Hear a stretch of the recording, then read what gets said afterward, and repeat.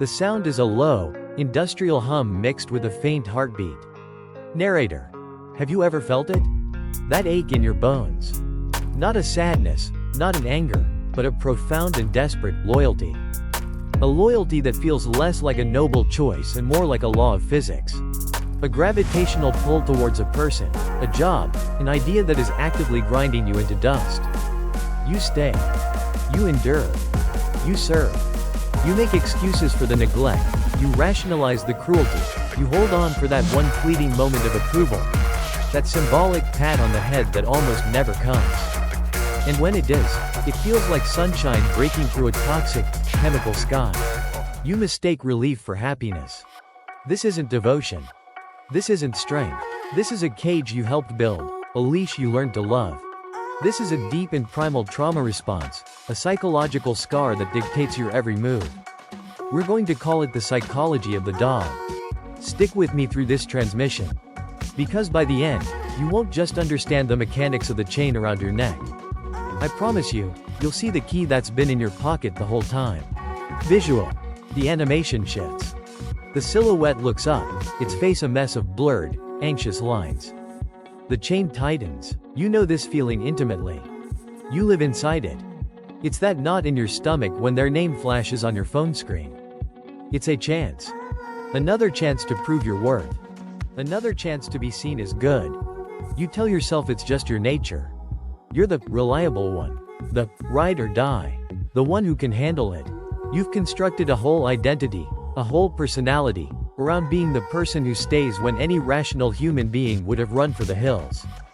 Think about that friend. The one who treats you like a fire extinguisher.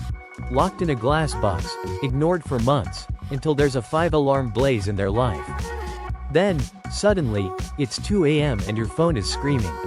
They need you. The world is ending. And you, the ever-faithful servant, you answer. You listen. You absorb their panic. You soothe their ego. You offer solutions. You fix. You hang up hours later, feeling that uniquely toxic cocktail of total emotional exhaustion and a tiny, pathetic flicker of validation. For a moment, you were essential. You were a good dog. Then the silence descends. And in that silence, as you stare at the ceiling, the truth whispers. They didn't see you. They saw a tool. A utility. A resource to be exploited. And the validation you felt? It wasn't a reward. It was a byproduct. A puff of exhaust from their crisis engine. But here is the real, hidden cost. The part that festers in the dark. This kind of loyalty doesn't just cost you your time or your energy or your sleep. It costs you yourself. Every time you prioritize their manufactured crisis over your own genuine peace, a piece of you erodes. Your own needs get quieter. Your own desires seem frivolous. Your boundaries dissolve into a meaningless chalk line in the sand, washed away by the tide of their demands. You become a mirror, reflecting only what they want to see. The leash you thought was just about obedience? It slowly strangles your identity until the only thing left is a hollowed-out vessel of service. You're so busy being their loyal companion, you forget how to be your own person. The world shrinks to the length of the chain, and you start to believe it's the whole universe. Visual. A series of rapid, aggressive cuts from the Chainsaw Man anime. Denji, covered in blood, with a desperate, almost feral look in his eyes. Him eating a single slice of plain bread as if it's a feast. Him looking up at Makima, his expression a mixture of fear and adoration. To understand how to break this chain, we first have to understand the forge where it was made. Why? Because in the barren wasteland of his life, they are the only source of anything. They give him scraps of food, a place to exist, and a purpose, even if that purpose is to be their disposable weapon. They are his masters. He is their dog. This is the absolute, foundational truth of this psychology. The psychology of the dog is not born from a place of love or strength. It is forged in the searing heat of profound deprivation. It's a survival mechanism that has long outlived its usefulness, a ghost limb that still dictates your movements. And it operates on 3 beautifully twisted, interlocking principles. Visual. A single, stale crust of bread falls in slow motion into an outstretched, grimy hand. The hand closes around it desperately.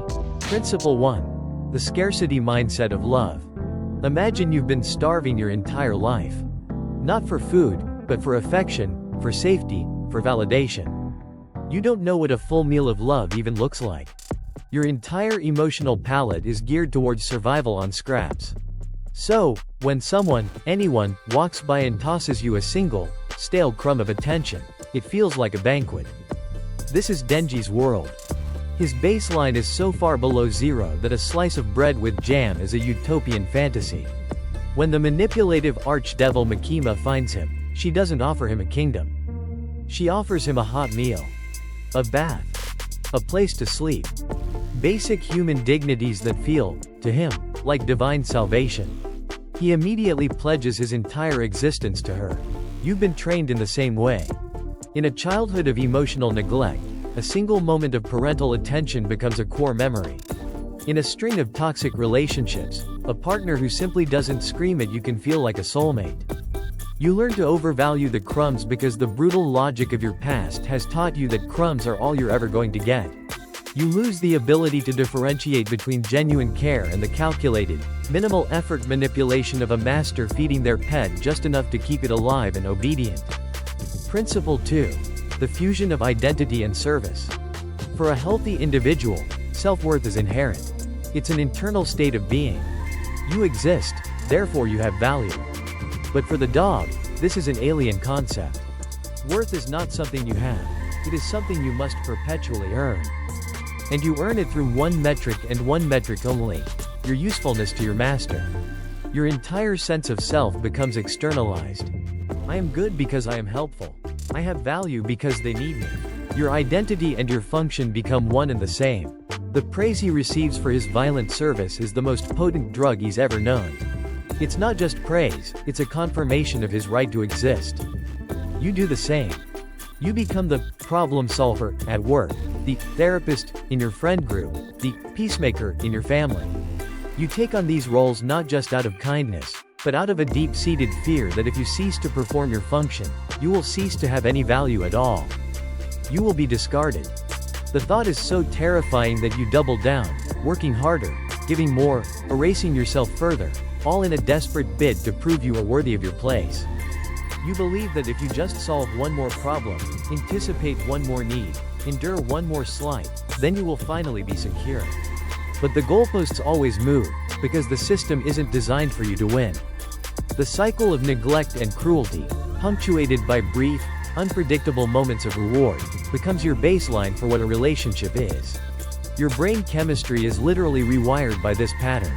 The constant criticism makes a single, throwaway compliment echo in your head for days.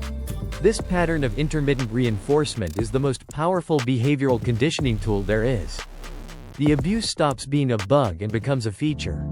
It's no longer a deal breaker, it's the price of admission. You begin to see the mistreatment not as a sign that you should leave, but as a test of your loyalty. A trial you are determined to pass to prove you are worthy of the crumb that might follow. You learn to brace for the pain, to endure it, because your conditioned mind believes that on the other side of that pain lies the reward it so desperately craves. You mistake the cessation of abuse for an act of kindness. You stop trying to escape the cage and instead focus all your energy on learning how to predict when the next meager reward will be dropped through the bars. So you see it. You see the bars. You feel the cold weight of the chain. You recognize the master's voice. What in the hell do you do now? Talking about it is easy. It's intellectual. You were put there. This is about recognizing that you have the strength to forge a key. This is your 4-step manifesto. Your practical, street-level guide to staging a jailbreak from your own mind. And write down the name. Who, or what, holds your leash? Is it a person, a lover, a parent, a friend? Is it an institution, your job, your church, your family? Is it an idea, the pursuit of success, the need to be seen as nice, the fear of being alone? You cannot fight a ghost. You must give it a name. Drag it out of the murky depths of your subconscious and into the harsh, unforgiving light. Write the name down. Look at it. Speak it out loud. This is the source of the signal.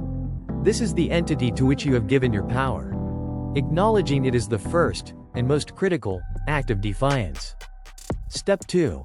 Audit the crumbs versus the cost. You are now an accountant of your own soul. On that same piece of paper, draw a line down the middle. Label one column, crumbs. Label the other, cost. For the next 7 days, you will be a ruthless bookkeeper. Every interaction you have with your identified master, you will log it. In the crumbs column, write down what you received. Be honest. Was it a 5-second compliment? A vague promise for the future? A moment where they didn't criticize you? A smiley face emoji? Write it down, no matter how pathetic it seems. Now, for the cost column. What did you pay for that crumb? An hour of your time you didn't have? A night of lost sleep? Did you swallow your own opinion to keep the peace? Did you cancel plans that would have brought you joy? Did you absorb their anxiety, their rage, their dysfunction? Did you feel that familiar pit of dread in your stomach? Write it all down. At the end of the week, the ledger will be waiting for you. Look at the 2 columns. See the staggering, undeniable imbalance.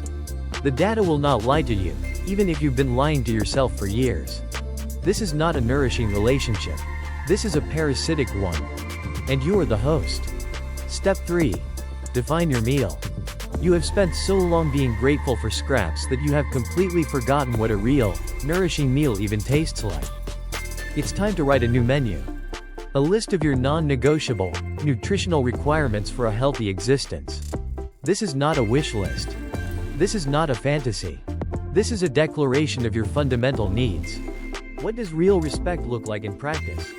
What does genuine support feel like in your body? Be brutally specific.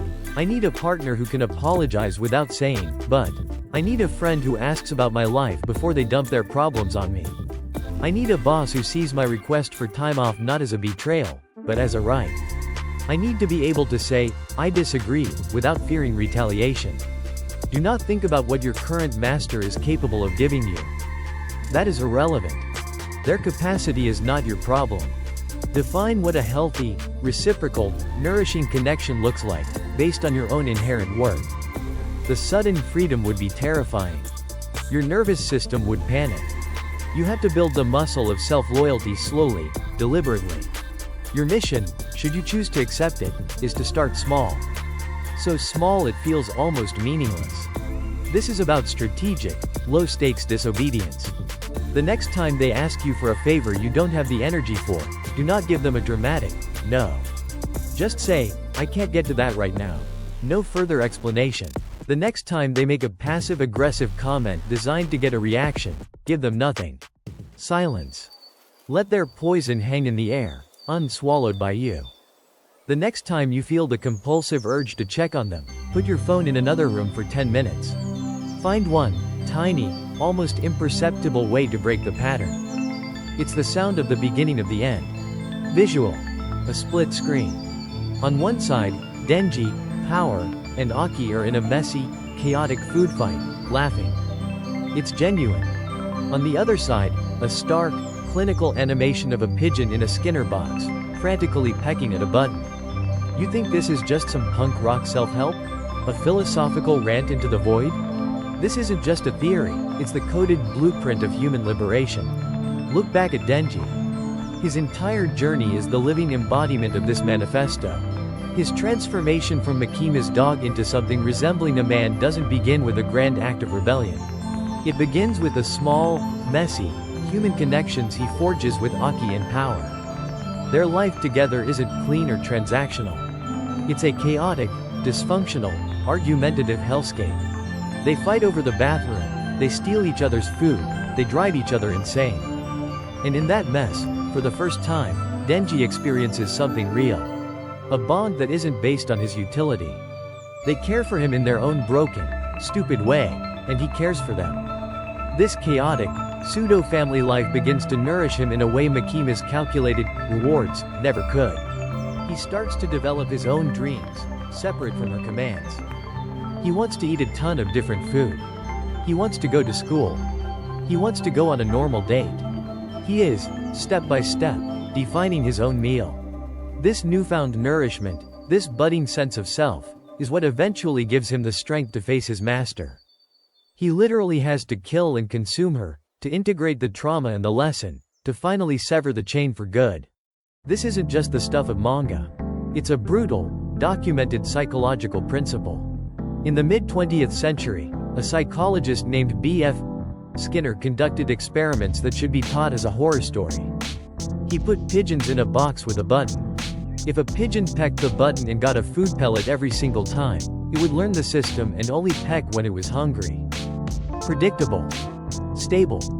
But then Skinner changed the rules. He made the reward random. The pigeon would peck, and maybe get a pellet. Maybe not. The rewards came on a completely unpredictable schedule. And the pigeons went insane. They became gambling addicts, pecking the button compulsively, obsessively, far beyond their need for food. That unpredictable, random reward system is called intermittent reinforcement. It is the single most powerful tool for behavioral control ever discovered. It's the engine that drives the slot machine. It's the algorithm that keeps you scrolling through your social media feed. And it is the exact mechanism your master uses, consciously or not, to keep you hooked. That rare compliment in a sea of criticism. That sudden warmth after weeks of cold silence. It's not kindness. It's a calculated, random pellet designed to make you peck the button again, and again, and again. The steps in this manifesto are a systematic counterinsurgency against this deep, psychological programming. Identifying the master names the game. Auditing the crumbs reveals the rigged math behind it. Defining your meal gives you a reason to leave the casino. And strategic disobedience is you, finally, defiantly, refusing to peck the goddamn button on command. The chain is heavy. The cage is familiar. But neither is indestructible. They are built not of steel, but of your own conditioned attention. Your obedience is their lifeblood. Your hope is their fuel. You can starve them. So, for our collective sermon in the comment section today, I want you to answer this. Be as honest as you dare. What was the crumb that kept you hooked for far too long? Was it a phrase, like, I'd be lost without you? Was it a rare moment of vulnerability? A promise of a future that never came? Drag that specific, manipulative piece of bait out into the light for us all to see. Confession is a powerful solvent. Then subscribe to the Normal Life Manifesto. This is our sanctuary for the disillusioned. This is where we dissect the madness of the mundane. Join the congregation. Now that you understand the psychology of the chain, it's time to understand the mind of the one holding it. I highly recommend you watch our next transmission, The Narcissist's Playbook, how they turn your empathy into a weapon. It is the field guide you will need for the war that is to come. Stay angry. Stay aware.